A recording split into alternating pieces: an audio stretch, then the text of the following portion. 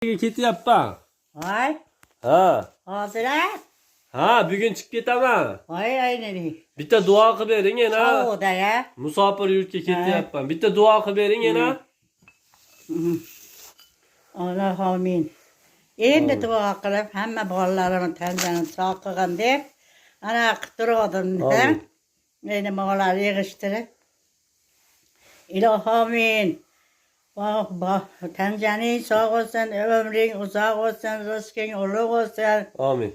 Allah Hudaya perverdigarıyım, iyi git birim, Davut birim, Cenab-ı Hak lazım birim kollab. Amin. Ağın aldırmağın. Allah Hudaya, Hudavanda medalhanı kendi pilleri medatkar olsun. Amin. Otları şod ettirsin. Amin. Otahalları, iş yollarını açık kılıp, ben Hudavanda kerim.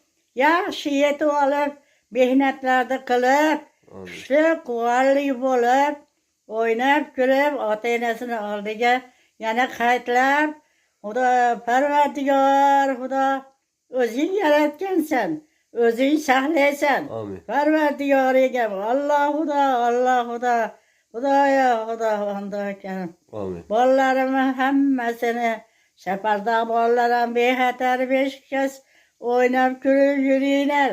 Parvardigor. Alloh Xudo, Alloh Xudo, Alloh Xudo.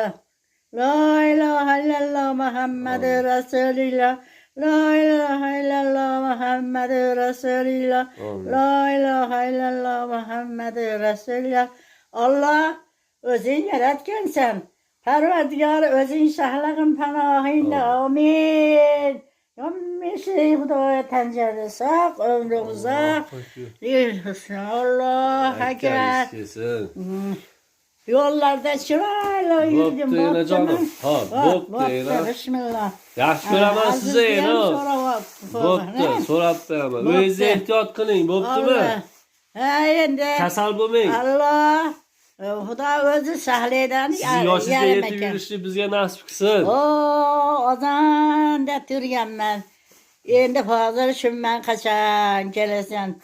Boshing toshdan bo'lsin, ömring uzoq bo'lsin, rizqing ulug' bo'lsin. Hamisha ham ro'za ish yo'llari ochiq qilsin. Aytganingiz. Yoshingizga yetib yuray men ham. Alloh akbar. Amin.